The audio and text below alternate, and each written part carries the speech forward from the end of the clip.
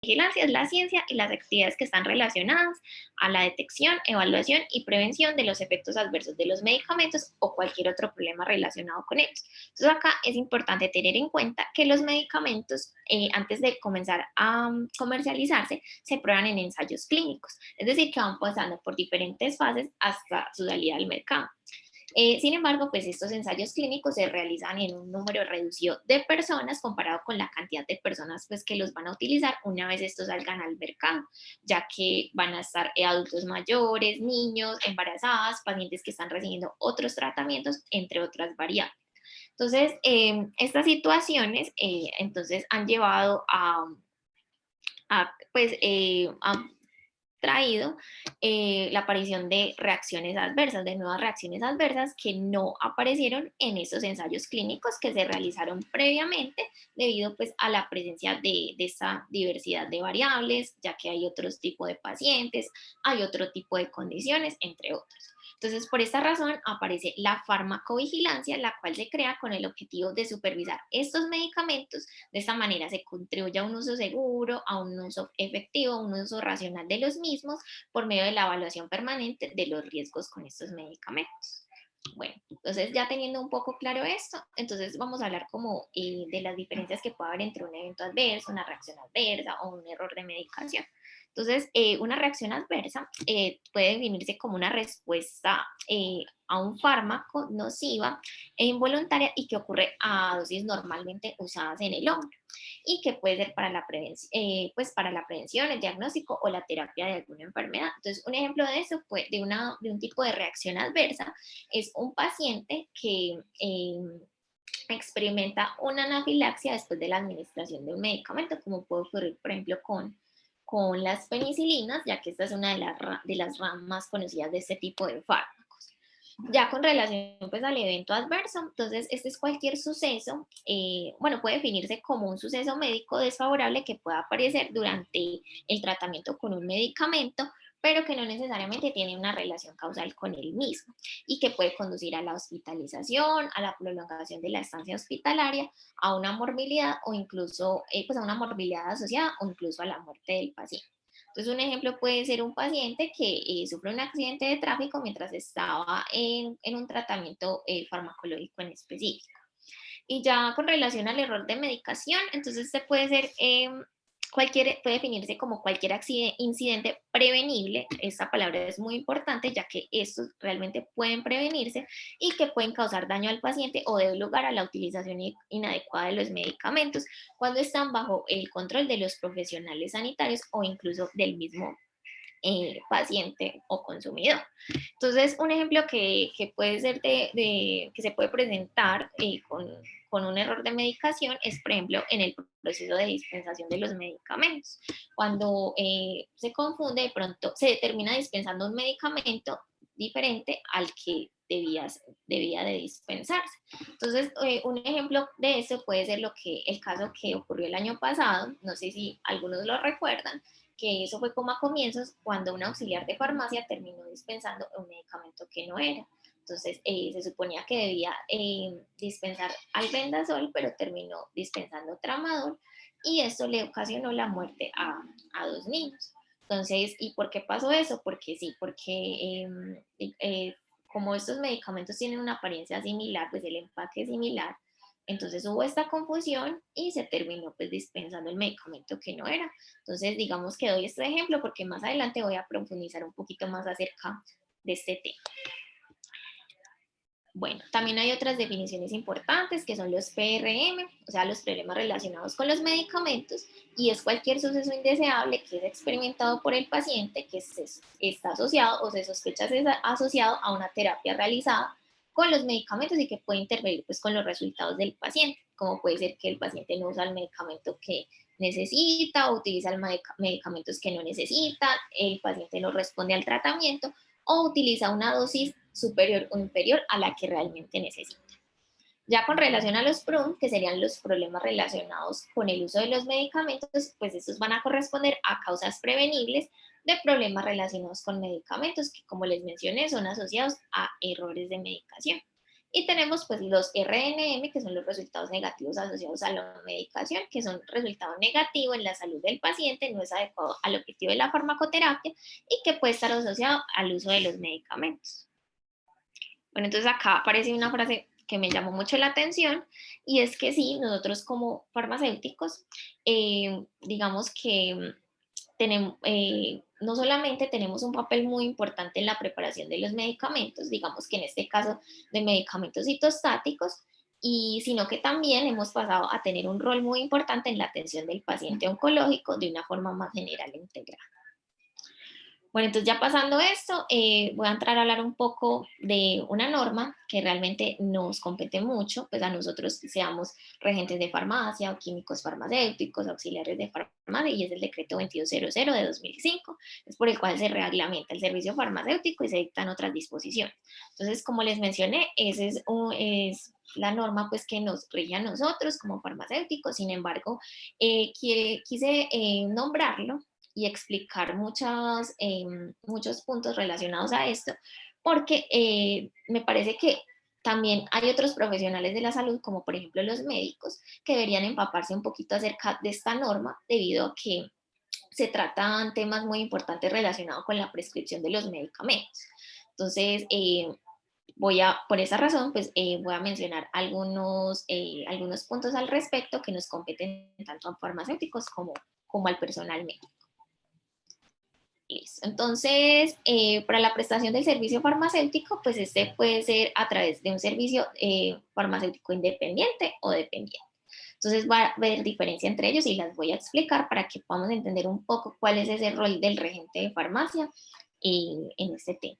Entonces, en un servicio farmacéutico independiente es aquel que se presta a través de establecimientos farmacéuticos, generalmente pues de forma ambulatoria, y el dependiente es aquel servicio asistencial que está a cargo de una institución prestadora de servicios de salud, o sea, una IPS. O sea, que este es de forma hospitalaria.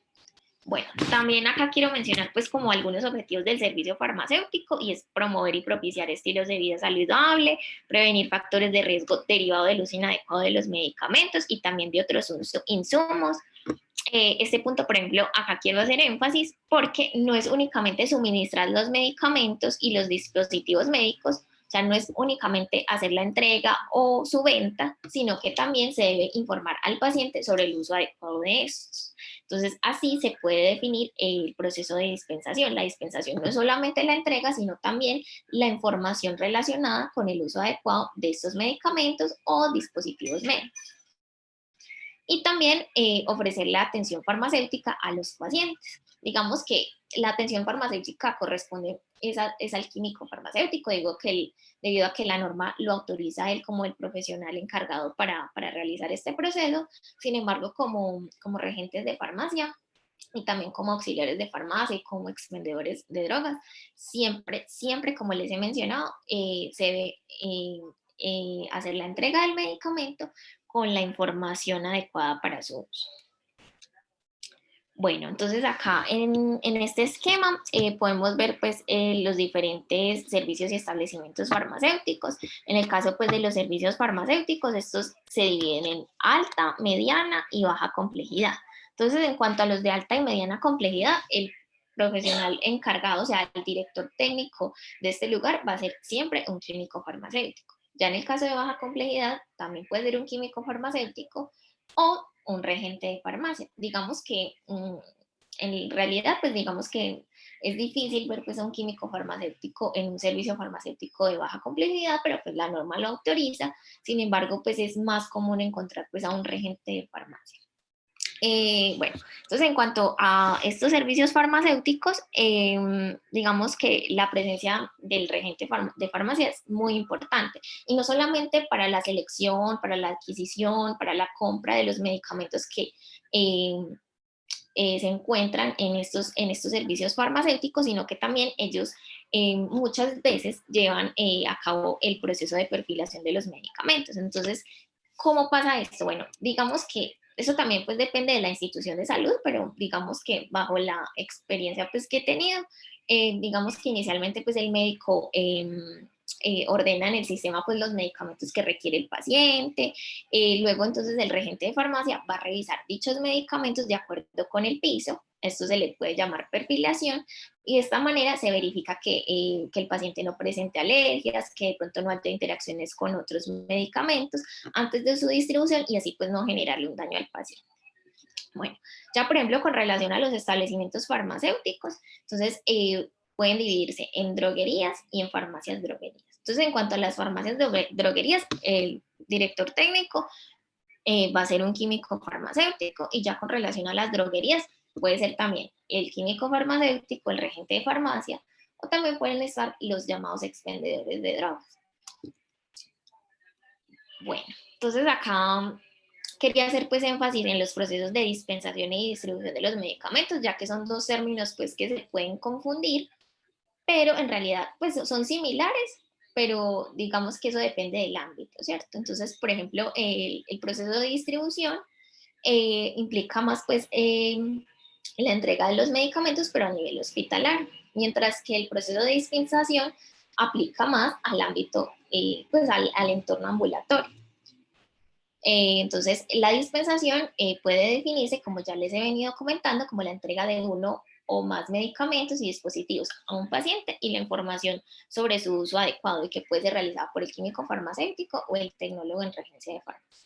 También pues hay otras personas que les mencionaba, que están por ejemplo los expendedores de drogas, y de todos modos ellos deben suministrarle la información al paciente, pues digamos que la mínima información que le debe suministrar el paciente es la siguiente, que son por ejemplo las condiciones de almacenamiento, o sea que esté a cierta temperatura, por ejemplo, que esté alejada de la luz solar, por ejemplo, la forma de reconstitución de los medicamentos cuya administración sea la vía oral, la medición de la dosis, los cuidados que se debe tener con la administración del medicamento, y la importancia de la adherencia a la terapia.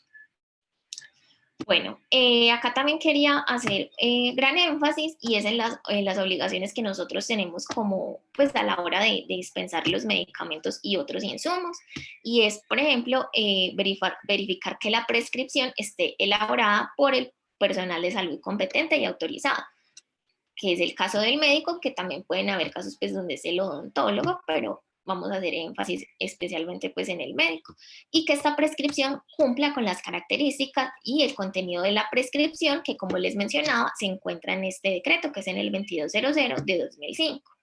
Entonces, digamos que muchas veces puede pasar, porque es la realidad, y es que llega una fórmula al servicio farmacéutico, al establecimiento farmacéutico, y digamos que muchas veces no se entiende.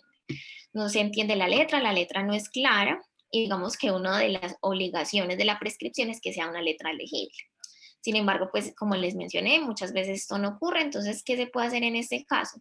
Pues en este caso, pues una opción es de pronto, si uno no entiende lo que quiere decir la fórmula, puede ser preguntarle pues a otras personas que estén trabajando con uno si entienden esa prescripción, o si en caso tal de que pues realmente no se entienda, no es clara, lo ideal es llamar al médico y preguntarle, o ponerse pues en contacto con él de alguna manera para preguntarle qué es lo que realmente quiere decir, porque puede pasar que pensamos que es un medicamento y mentiras que era otro, dispensamos el que no es y le generamos un daño grave al paciente. Entonces digamos que en estos casos eso sería lo ideal, y no asumir pues que es tal medicamento cuando en realidad puede que no lo sea. Bueno, ese es pues un ejemplo. También pues otras obligaciones como dispensadores, verificar que por ejemplo las preparaciones magistrales, extemporáneas, estériles y mezclas de medicamentos oncológicos contengan el rótulo o la etiqueta con la información sobre el paciente, ya sea hospitalizado o ambulatorio sea el caso, y la firma del responsable. También exigir la prescripción para aquellos medicamentos que se vendan bajo fórmula médica. Yo sé que a veces pues a veces no pasa, especialmente con los antibióticos, pero la norma lo exige, y lo ideal sería pues apegarse pues a lo que dice la norma. Bueno, también está no dispensar y consultar al prescriptor cuando identifique una prescripción con posibles errores. O sea, no únicamente cuando no se entiende la prescripción, sino cuando uno identifique un error, Entonces, lo ideal es no dispensar y comunicarse con el médico en caso tal. Bueno, también verificar y controlar que los medicamentos dispensados correspondan a los prescriptos, informar al usuario sobre esos aspectos que les comentaba, condiciones de almacenamiento, la forma de reconstituirlos, cómo medir la dosis, interacciones con medicamentos, con alimentos, entre otros. También brindar a los usuarios pautas sobre el uso adecuado de los medicamentos que son de venta libre, y capacitarse continuamente, no sé, con entidades, con otros actores del sector salud, para tener pues una mejor formación en nuestra profesión.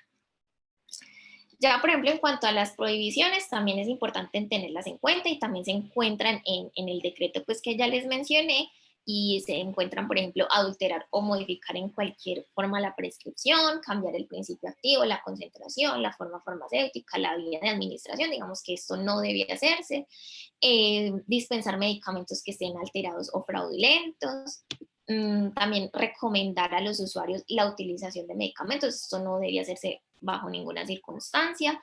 Digamos que es el diario vivir pues nos muestra que realmente esto no se cumple, pero ya sabemos que la norma lo prohíbe. Tener muestras médicas de medicamentos, tener envases y empaques vacíos en el servicio farmacéutico, a no ser pues de que se vaya a realizar pues, los procesos de reenvase o reempaque, pero de lo contrario no deben estar. En ese caso, al haber empaques vacíos, deben rasgarse por completo, porque digamos que al estar en ese estado intacto puede prestarse a que otras personas con malas intenciones terminan haciendo pues contrabando con medicamentos, y pues no debemos permitir eso. Entonces lo ideal siempre es rasgar esos empaques. Y está también inducir al paciente o al consumidor a la compra de un medicamento que reemplace o sustituya al prescrito por el médico. Eso es algo que realmente pues muchas veces no se cumple, especialmente en los establecimientos farmacéuticos, que muchas veces se solicita un medicamento y no lo hay. Entonces, es común ver que, bueno, este te sirve también, todo eso, pero como podemos ver, pues la norma lo prohíbe. Entonces, digamos que lo ideal sería pues evitar este tipo de situaciones. Bueno, entonces eso fue con relación al decreto. Ahora vamos a entrar un poco acerca del proceso de utilización de los medicamentos y de las etapas que lo componen. Entonces, como podemos ver, está, por ejemplo, la prescripción, como ya les he mencionado. Esto lo realiza pues el personal autorizado, como puede ser pues el médico. Luego está pues el proceso de validación, luego el proceso de transcripción de esta fórmula y la preparación, que en este caso puede aplicar a los medicamentos oncológicos, que es por el profesional autorizado, se hace en una central de mezclas, y el profesional encargado de este proceso bajo las condiciones adecuadas de esterilidad y otras, pues es el químico farmacéutico. Está luego el proceso de distribución, del cual ya les he hablado demasiado, y realmente pues es muy importante porque acá es importante pues detectar pues todos los posibles errores que se puedan presentar y que no lleguen directamente al paciente y pueda perjudicar en gran medida pues su estado de salud. Bueno, después del proceso de distribución, que generalmente pues lo realiza un regente de farmacia, pues esto pues a nivel hospitalario también lo puede realizar los auxiliares de farmacia. Sigue el proceso de administración, que eso ya se encarga pues el personal de enfermería, y debe pues estar pendiente de que sí sea el medicamento correcto, la dosis correcta, la vía de administración correcta, entre otros. Y el uso, aunque esto ya sería pues más a nivel ambulatorio, que es el uso pues que le haga el paciente o la persona pues que esté a cargo del paciente, en cuanto pues al medicamento que vaya a utilizar. Bueno, entonces, para entrar un poquito acerca pues de estos medicamentos oncológicos, vamos a nombrar qué son los medicamentos de alto riesgo. Entonces, estos medicamentos de alto riesgo son aquellos que, como su nombre lo indica, tienen un riesgo muy elevado de causar daños graves e incluso mortales cuando se comete un error en su utilización. Entonces, como ejemplo, tenemos las insulinas, pero también tenemos los anestésicos, los bloqueantes neuromusculares, también tenemos, bueno, sobre todo pues tenemos los medicamentos oncológicos. Entonces, como les mencionaba, pues estos medicamentos son de alto riesgo, hay medidas de seguridad específicas en los servicios farmacéuticos para el manejo de estos medicamentos. Como les mencionaba, pues en los hospitales pueden haber centrales de mezclas en donde se lleva a cabo la preparación de estos medicamentos.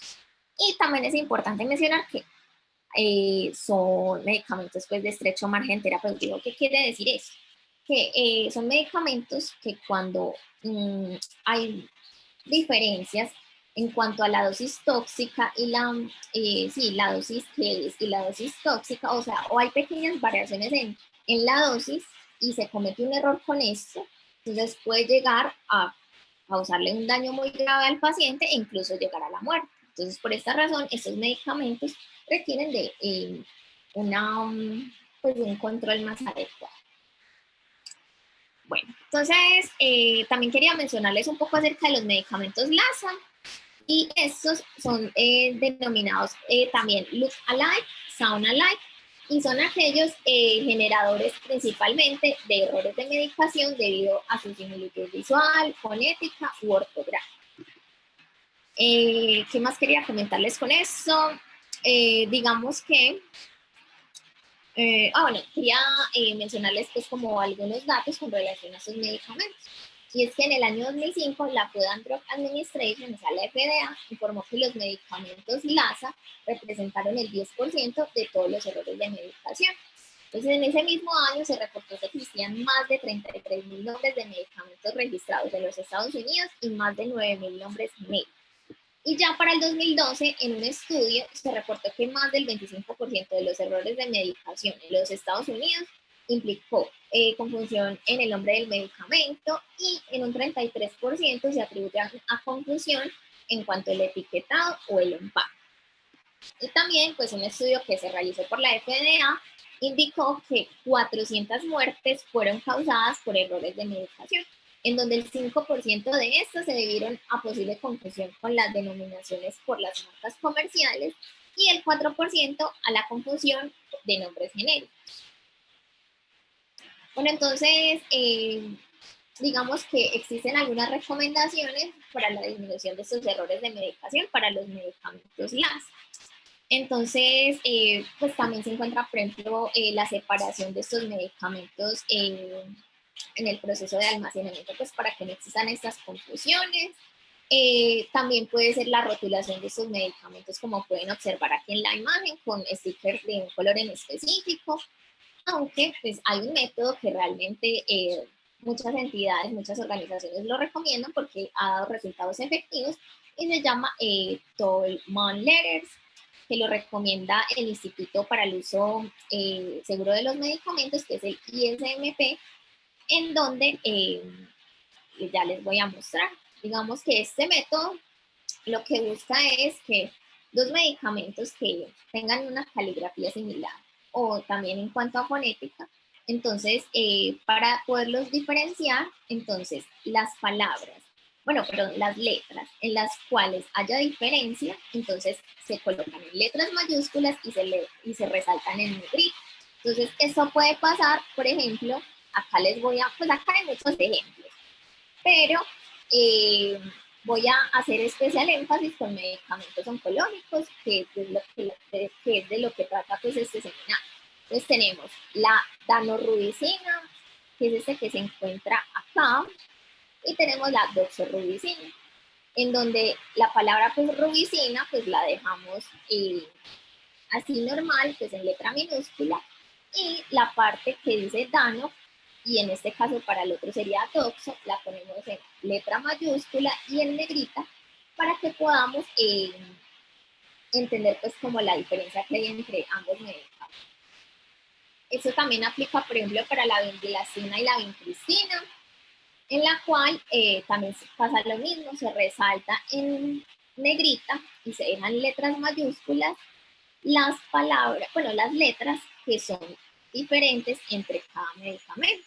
Y lo mismo pasa para otros que son, por ejemplo, el carboplatino y el cisplatino, que también son medicamentos oncológicos, y las letras que son diferentes, como les mencioné, se dejan en letra negrita, pues se resaltan en negrita, y las palabras, bueno, las letras que son diferentes entre cada medicamento. Y lo mismo pasa para otros que son, por ejemplo, el carboplatino y el cisplatino, que también son medicamentos oncológicos, y las letras que son diferentes, como les mencioné, se dejan en letra negrita, pues se resaltan en negrita, y se dejan en letra mayúscula. Aunque pues esto también puede aplicar para otros medicamentos, pero quise hacer especial énfasis en los medicamentos anticancerígenos. Bueno, también quería darles pues otra información, pero ya esto es más específico con relación a los medicamentos oncológicos, y es que según un informe de la NPSA, hubo 4.829 incidentes notificados, donde el 43% fueron errores de medicación en la etapa de administración.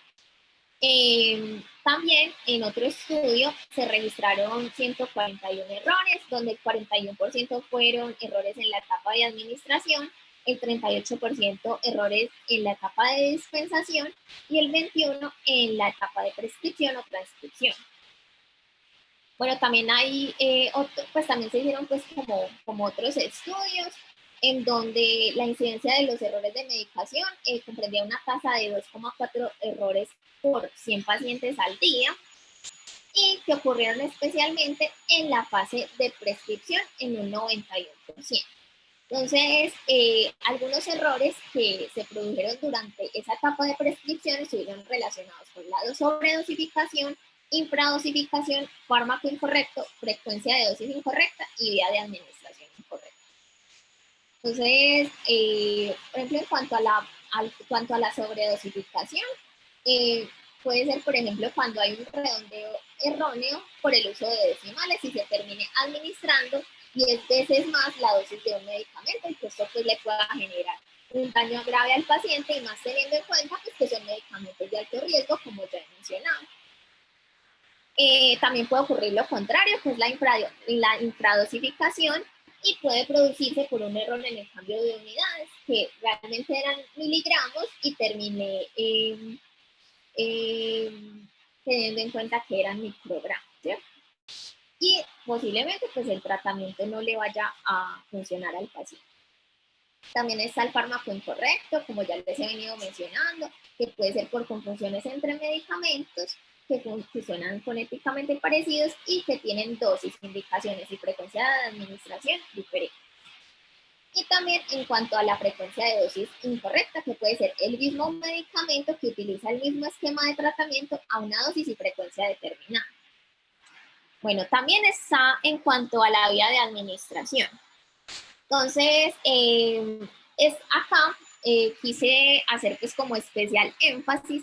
¿Por qué? Porque esto estuvo relacionado, y espero pues que muchos de ustedes el día de ayer hayan prestado atención al video pues que se transmitió ayer, que era con relación a un error de medicación que se presentó con un medicamento un medicamento oncológico, que fue el caso pues de la vincristina. Entonces, este medicamento, bueno, esta es la molécula pues del fármaco, es un agente alcaloide de la planta conocida como Catharanthus roseus y vulgarmente conocida como el besito. Entonces, este fármaco, o sea, la vincristina, que se extrae pues de esta planta, se utiliza principalmente para la leucemia aguda. Entonces, como vieron pues en el video anterior, se le administró pues a esta paciente el medicamento por una vía que no era la correcta. Sin embargo, pues esto fue debido pues a otros errores que pues que este error fue derivado de una cadena de errores que llevó a esta situación. Entonces, digamos que sí, fue un error en cuanto a la vía de administración, el personal, pues, sobre todo, pues, uno de los médicos que fue el que realizó el procedimiento, incluso el mismo interno, como que no estaban suficientemente preparados, porque una enfermera pues hizo énfasis en esto, de que realmente ellos aún no conocían como los protocolos de las intratecales, y esto también pudo llevar pues como a que se presentara este error. Entonces sí, la vincristina es un fármaco de uso intravenoso únicamente, y ya sabemos que estos lo aplicaron por vía intratecal, y esto no se debía hacer. ¿Por qué? Porque digamos que es mortal si se administra por esta vía, ya que puede ocasionar parálisis del paciente seguido de la muerte del mismo. Bueno, entonces eso está enmarcado pues en la seguridad del paciente.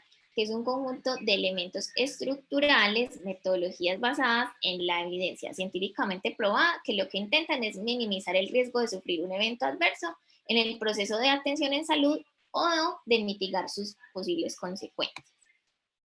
Entonces, acá hay unos datos importantes. Entonces, los eventos adversos debidos a una atención poco segura son probablemente una de las 10 causas principales de muerte y de discapacidad en el mundo. Y, por ejemplo, en los países de ingresos altos, se estima que 1 de cada 10 pacientes sufre daños mientras recibe atención hospitalaria. Este daño puede ser causado por una serie de eventos adversos en los cuales casi el 50% son prevenibles. Y pues aparece también un término muy importante que es la adherencia terapéutica y que debe hacerse pues con todos los medicamentos y sobre todo pues con estos que son los medicamentos oncológicos. Entonces la adherencia terapéutica puede definirse como el grado en el que la conducta de un paciente en relación con el uso de un medicamento, el seguimiento de una dieta o la modificación de los hábitos de vida se corresponde con las recomendaciones acordadas con el profesional sanitario. Entonces, cuando hay una falla en este proceso, pues en la adherencia terapéutica, aumentan los costos de atención en salud, pueden haber prescripciones adicionales, cambios en la dosis, en el régimen, o más hospitalizaciones, entre otros. Pues en un informe, según la Organización Mundial de la Salud en 2003, eh, se registró que el porcentaje de adherencia en enfermedades crónicas fue inferior al 50%. Y bueno, ¿cómo se puede llegar a medir pues, la adherencia terapéutica en un paciente? Pues hay diversos tests, pero uno de los más conocidos es el test de Morisky-Green, aunque pues también pueden aplicarse pues otro tipo de test, pero digamos que este es uno de los más conocidos y de esta manera podemos asegurarnos y verificar si el paciente es adherente o no al tratamiento. Bueno, entonces, con relación pues a esta adherencia terapéutica, el reto es aumentar la adherencia del paciente a la terapia en casa. ¿Y cómo podemos hacerlo? Pues con todo el equipo multidisciplinario, o sea, todos los profesionales en salud que tienen que ver con esto, como son por ejemplo los médicos, las enfermeras, también están los nutricionistas, los psicólogos y por supuesto nosotros como farmacéuticos. Y bueno, acá finalmente quise pues dejar esta frase que tiene gran importancia y es la siguiente. Lo peor no es cometer un error, sino tratar de justificarlo en vez de aprovecharlo como aviso providencial de nuestra ligereza o ignorancia. Y listo, muchas gracias.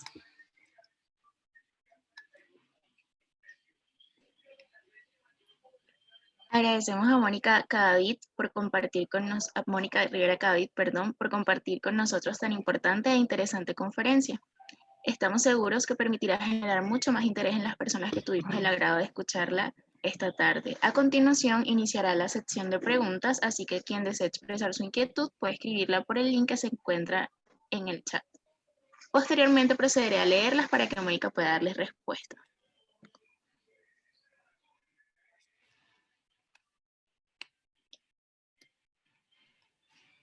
Por acá tenemos una pregunta que dice lo siguiente. En esta situación de pandemia, ¿cuál sería el papel que cumpliría el regente de farmacia o qué alcance tiene? Bueno, entonces, a ver, esta pregunta es importante, ya que, por ejemplo, lo que son las droguerías, las farmacias droguerías, que son pues, establecimientos farmacéuticos, como les mencioné en la charla, pues son como el primer punto de contacto con el sistema de salud, ¿cierto? Pues por esta razón, pues el personal farmacéutico, en este caso pues el regente de farmacia, desempeña un papel muy importante en la minimización de, pues como de la transmisión, pues puede ayudar a mitigar la transmisión del coronavirus.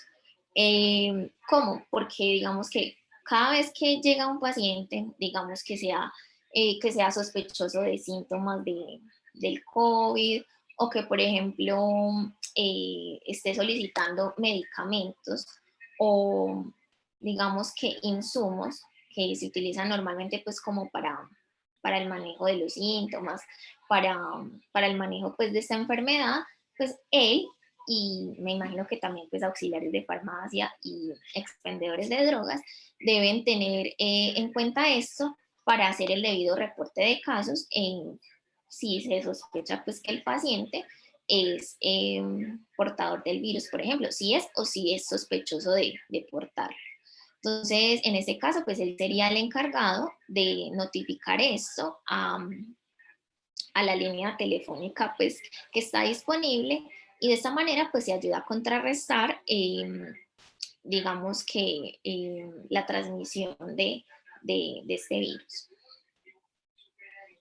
Muchísimas gracias, Mónica, por tu aclaración. Tenemos otra pregunta que dice, con la situación que estamos viviendo, muchos medicamentos se han puesto de moda para ser por ser considerados efectivos para el tratamiento del COVID, debido a la información engañosa que circula por los medios. ¿De qué manera se podrá combatir esa desinformación desde el campo de los regentes? Pues bueno, yo creo que pues lo más importante acá es que nosotros como regentes nos estemos informando continuamente en fuentes confiables que estén, digamos, pues que nos estén informando acerca de los posibles tratamientos para el manejo de esta enfermedad del COVID-19. Digamos que muchas veces hay desinformación, pero es porque se investiga en fuentes que realmente no son confiables. O muchas veces, ay, es que la vecina dijo eso, o es que hubo un estudio que dijo eso, pero en realidad, digamos que no son fuentes de información confiable. Entonces, en ese caso, ¿qué es lo más importante? Informarse, y no solamente informarse en los profesionales de la salud, o sea, nosotros como yo como regente de farmacia o como químicos farmacéuticos, ¿cierto? Sino que también los usuarios, los pacientes deberían estar informándose continuamente, pero en fuentes de información confiable, como es, por ejemplo, la Organización Mundial de la Salud, la Organización Panamericana de la Salud, también la página del Ministerio de Salud y Protección Social, fuentes que realmente eh, nos brinden como esa información adecuada sobre los posibles tratamientos o no para el manejo adecuado pues, de la enfermedad por COVID-19. Perfecto, muchísimas gracias, Mónica. Tenemos otra pregunta que dice, ¿los medicamentos de alto riesgo se distribuyen o se dispensan en cualquier tipo de farmacia o solo en farmacias que cumplen con ciertos requisitos? Pues digamos que, a ver, en este caso, pues digamos que es más común que medicamentos de alto riesgo sean manejados pues en ciertos servicios farmacéuticos que realmente pues cumplan con esos requisitos. ¿A qué me refiero con esto? Que por ejemplo medicamentos oncológicos, también bloqueantes neuromusculares, también anestésicos y eso pues son medicamentos que comúnmente pues vamos a encontrar pues en un hospital, ¿cierto? Entonces digamos que lo ideal es que estos medicamentos pues se encuentren en servicios farmacéuticos de alta complejidad porque digamos que se utilizan para el tratamiento de pacientes pues, que están hospitalizados, que requieren de una cirugía, por ejemplo, ¿cierto? Entonces, por esa razón sería, es, digamos, más probable pues encontrar esos medicamentos en estos lugares pues que en un establecimiento farmacéutico, ya que pues no es como lo adecuado, pues no es normal pues que un paciente pues vaya a requerir de estos medicamentos para su tratamiento en casa. Muchas gracias, Mónica. Tenemos dos preguntas más. Te voy a leer la primera que dice, ¿cómo se pueden minimizar esos errores que mencionabas en la charla debido a que afecta bastante al paciente? Pues a ver, depende pues también de los tipos de errores, pero digamos que unos de los que mencioné durante la charla son esos errores que se presentan mucho pues en el proceso de dispensación y distribución de los medicamentos y que nosotros pues como farmacéuticos tendríamos pues que de estar más al pendiente de ellos. Entonces en ese caso, bueno, ¿cómo se podría hacer? Por ejemplo, en el caso de los medicamentos LASA, como les comenté, pues sería bueno aplicar esas estrategias en las instituciones de salud, ya sea la rotulación de los medicamentos que sean fonéticamente o en cuanto a caligrafías similares, o el método que les mencioné de los Tolman Letters, que también se ha demostrado, según muchos estudios, que ha llegado a reducir en gran medida pues, la aparición de errores de medicación. Igual, pues errores siempre van a aparecer, pero la idea es tener pues un sistema, pues que en cada institución de salud, en cada servicio farmacéutico haya un sistema de farmacovigilancia efectivo en donde estos errores puedan minimizarse.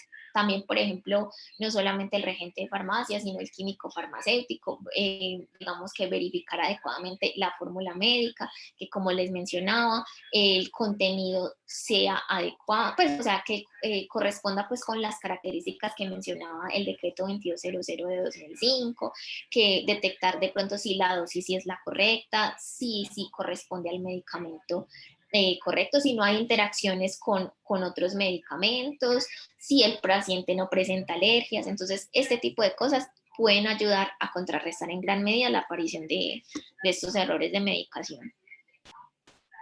Vale, Mónica, tenemos dos preguntas más. ¿Qué tipo de incidencias o afectaciones tiene para el paciente ser tratado con medicamentos oncológicos y cómo tratar de disminuir esos riesgos? Entonces, digamos que en ese caso es algo similar, porque como les mencionaba, pues los medicamentos oncológicos pues son medicamentos de alto riesgo, son medicamentos de estrecho margen terapéutico. Y digamos que también pueden caber dentro de los grupos de los medicamentos LASA, ya que hay algunos que se confunden, ¿cierto? Como les mencionaba, de lo de la vincristina, de la vinblastina, que son fonéticamente parecidos, son en cuanto a la caligrafía también, lo mismo con el carboplatino y el cisplatino, ¿cierto? Entonces, digamos que implementar esas medidas con los medicamentos LASA o separarlos, o también esos otros métodos que los mencioné, pueden ayudar a que no hayan confusiones con este tipo de medicamentos. Pues eso pues en cuanto al proceso de dispensación, y en cuanto al proceso de prescripción sería lo mismo, que nosotros como farmacéuticos, o sea, realmente nos comprometamos a, a verificar y a ser muy críticos pues a la hora de mirar una prescripción médica, y que realmente esto sí corresponda con el tratamiento pues, que requiere el paciente. Entonces, digamos que esas pueden ser unas formas para contrarrestar este tipo de, no sé, de situaciones que puede ocurrir pues, con los medicamentos, y en especial pues, con los medicamentos oncológicos. También el hecho pues, de que cada institución de salud tenga un buen sistema de farmacovigilancia en el cual se puede notificar tipos, pues, eventos adversos que pueden ocurrir con relación a estos medicamentos. Muy bien, Mónica, nos han llegado más preguntas. Tenemos por acá, ¿existe alguna diferencia entre los regentes y los auxiliares de servicios farmacéuticos? Pues realmente sí. Digamos que, pues sí, digamos que el regente de farmacia puede tener mayores conocimientos, pues porque realmente pues tiene una duración, pues es una tecnología, ¿cierto? Entonces, al ser una tecnología, pues tiene una mayor duración a diferencia pues de un auxiliar de farmacia. Sin embargo, pues ambos profesionales, por así decirlo, tienen un papel muy importante dentro de lo que es la distribución y la dispensación de los medicamentos. Entonces, digamos que sí, tal vez el regente sea más fuerte en ciertos temas, sin embargo, ambos deben contribuir a la disminución pues, de estos errores de medicación que les he estado pues, hablando durante la charla. Muchas gracias por la aclaración. Tenemos la última pregunta. ¿El regente de farmacia puede cubrir algunas de las labores del químico farmacéutico? Pues digamos que en realidad puede pasar.